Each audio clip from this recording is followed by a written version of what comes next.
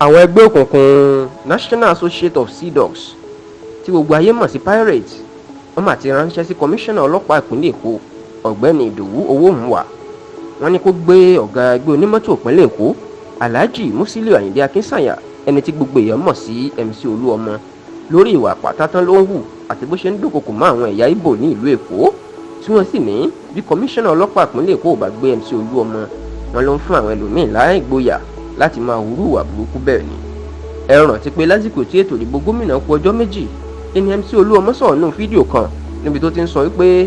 báwọn Ìgbò bá mọ̀ páwọn ò ní dìbò fún ẹgbẹ́ òṣèlú APC òun, pàápàá ìwọ ìyá Chukwudi, kán má wulẹ̀ jáde dìbò rárá.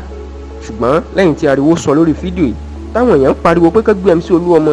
ní MC Oluomo ló mà ṣe fídíò tuntun síta tó lóun ò dúnkokò máwọn ẹ̀yà Ìgbò. ó ní ìyá Chukwudi kan lòun fi ń bá ṣàwàdà tó jẹ́ Ìgbò tó jẹ́ oníbàárà òun. kódà MC Oluomo ṣàfihàn ìyá Chukwudi nínú fídíò náà tó sì ní eré àti àwàdà lásán tóun bá obìnrin náà ṣe ni làwọn èèyàn sọ di nǹkan mọ́ òun lọ́wọ́ tí wọ́n ń gbéròyìn kiri pé òun dúnkokò máwọn Ìgbò.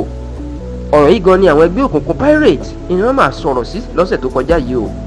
ààrẹ ẹgbẹ́ àwọn pirate ọ̀gbẹ́ni Abíọ́lá Owóajé ni ló fi àtẹ̀jáde síta tó sì ní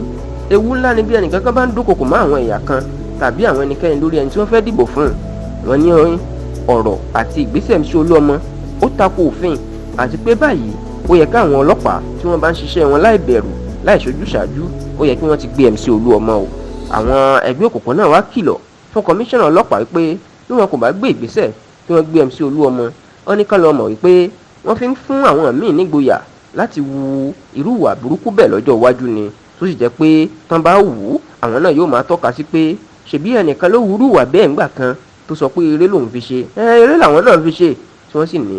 ọ̀rọ̀ náà yóò di nǹkan tí gbogbo àwọn èèyàn yóò wá fẹ́ sọ di ẹ̀tọ́